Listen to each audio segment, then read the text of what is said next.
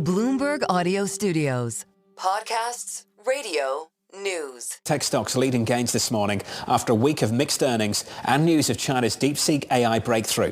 Nouriel Roubini of NYU Stern and Hudson Bay Capital taking a bullish stance, posting on X earlier this week, in my modest opinion, the DeepSeek surprise is counterintuitively over time bullish for US and global stocks, as it is another positive global aggregate supply shock that increases US and global potential growth and makes exponential AI even more exponential. Nouriel joins us now for more. Nouriel, always good to see you, buddy. Great seeing you, John. Good morning. Let's pick up on that theme. Why do you think this is good news? And do you believe it is the real deal? Export compliant only costs $5-6 million? No, of course, in spite of the restrictions, probably got more GPU, NVIDIA, and otherwise. They didn't use 5K, probably 100,000. R&D costs were much more, and so on and so on. Still, it's not a 20x improvement, maybe it's a 2 or 3x. But my point was that if this is true, even to a 2-3x extent, is one of the biggest total factor productivity increases in human history, literally, and should be increasing potential growth, not just in China. The reinforced learning can be used by everybody. It's open source, so everybody's going to use it.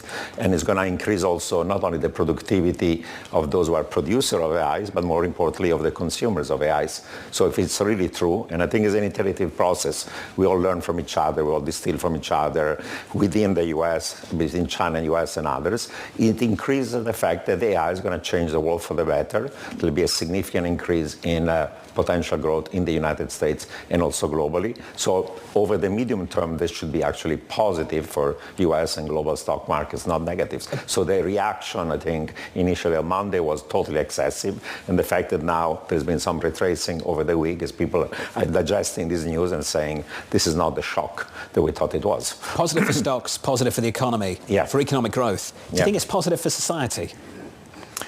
Well, there's been a huge debate about what are the risks of AI as opposed to the benefits of AI. I think in part is a political and philosophical question. We know misinformation, disinformation, risk of increased cyber warfare, eventually risk to humanity and so on. But I would say on net, AI, like any other technological innovation, is going to lead to an increase in both productivity growth, potential growth, and human welfare. We may be able to live until not 90, 100, 120, longevity, health, you name it. So it's a benefit to society overall.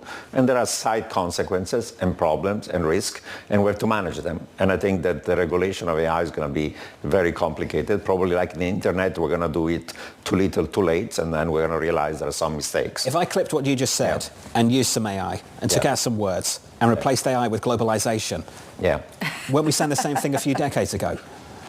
Well, globalization that is being bashed right now by everybody led to an increase in huge amounts of welfare for billions of people around the world, 2.5 billion Indians and others and so on, and even in advanced economies. So trade and globalization and technology are the same thing, is a ways of increasing productivity growth. There'll be a backlash, but I think that, and the backlash is going to come on AI, is that there'll be massive amounts of job displacement. Job augmentation will be initially, but then job substitution. Well, this is what I'm getting at, Nouriel. Is going to be, and then there'll be UBI or other things to resolve it. Will AI do to services what globalization did to manufacturing is a question I keep going back to. How many people are going to be satisfied with just UBI? I don't want to sit at home, do nothing and get paid by the government. We aspire as human beings to be better, to improve, to climb the social ladder. A lot of people Let's put it this way. In a world of scarcity, of course, the dignity of life was to provide for yourself and for your family and go and look for water, food, shelter every day. In a world in which scarcity becomes less of a constraint, we have to produce less because the robots are going to do it and we can consume more.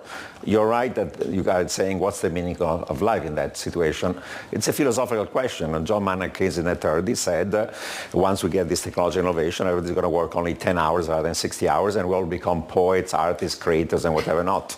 Maybe the nature of life is going to change. Maybe with AGI, we have to merge with the machine, because if we don't merge with the machine, they become hyper-intelligent and we become obsolete. And then there's going to be a new species. It's not going to be Homo sapiens, but Homo roboticus. But it's going to take decades. Those are important philosophical questions, but I will argue provocatively that 20 years from now, potential growth probably could be 8%, and unemployment rate could be 80%. We are going in that direction over time, and then we have to manage the consequences. And UBI, by the way, cannot be only national, because the winners and losers are not going to be only internal, but also across countries. Those who innovate get better off compared to those who don't innovate. Can we have a system of global governance that has cross-border UBI? I mean, those are big issues. Global governance. Well, a form of global governance, cooperation. We have you international... can't even, but if you use DeepSeek today, you can't even find out things about the Chinese Communist Party, things like Tiananmen Square. Yeah, How are we supposed to have global governance with these kind of countries? I think what's going to happen is that over time, given the geopolitical divisions between US and China, the world is going to be divided in two. There'll be a group of countries, US, with its friends and allies, and others in the global south who prefer the economic, monetary, social, political, geopolitical system of the US and the West. Some in the global south are going to go with us, and there'll be others going to go with the model of China. Both model economic, trading, state capitalism, geopolitical, security, BRI, technology, and whatever not. And there'll be a split world. But within the West, if there are, and those friends and allies, if there are winners and losers within countries or across countries, we'll have a system of transfers. I mean, we've been subsidizing the defense of our friends and allies from Asia to Europe for now 80 years, because it was in the global interest of the United States. So if we need to do global UBI across friends and allies and others part of our system, we're going to do it. But that's the world we're going. And China's doing the same thing. We have to subsidize our friends, and they'll do the same. I'm petrified of the world you describe. I want nothing to do with it. And Lisa's not here, and it's gone very existential. Lisa's not even here, and it's gone very existential, this conversation. When it comes to this idea of, all right, global regulation on AI, do you think Trump will use AI right now in the next 4 years as a bargaining chip as he tries to work on global realignment when it comes to trade? He will. Actually, Biden, right before he left in early January, had this new AI diffusion rule that divides essentially the world in three groups of countries: Tier 1, Tier 2, Tier 3. If you are part of the global technological order of the United States and you accept all the rules and the security, you have access to unlimited amounts of advanced chips of NVIDIA and others. You have access to all the AI models. You can have access to building the data center, and you're part of our own technological sphere. And we set the rule of essentially who is in that type of Tier 1. We are deciding unilaterally.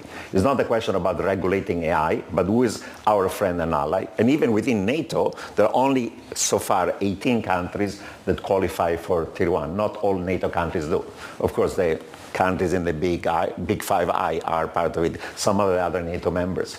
Plenty of countries are not. Tier 2 is mostly the global south and everybody else. Yep. And of course, China, our rivals, are Tier 3 and so on. So the US is going to set the rules of the global technological order.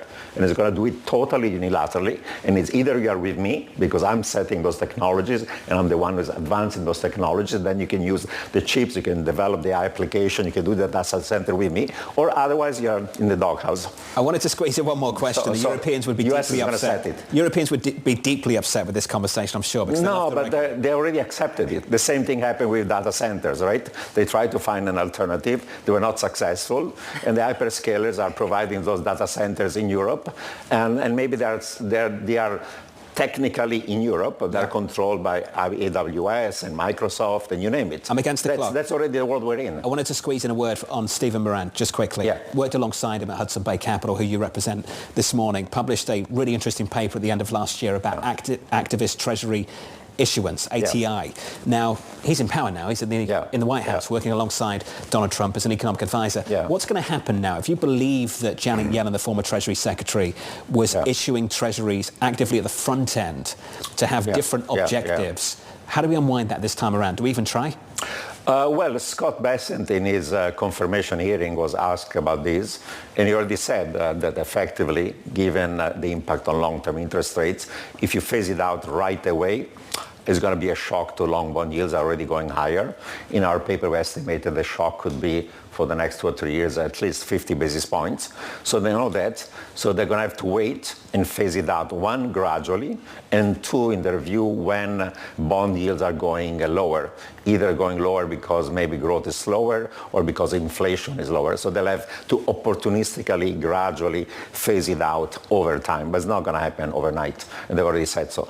Nouriel, it's always good to see you, sir. Lots to think about. Scaring me about the future. Nouriel Roubini of NYU Stern and Hudson Bay Capital. I want absolutely nothing to do with that.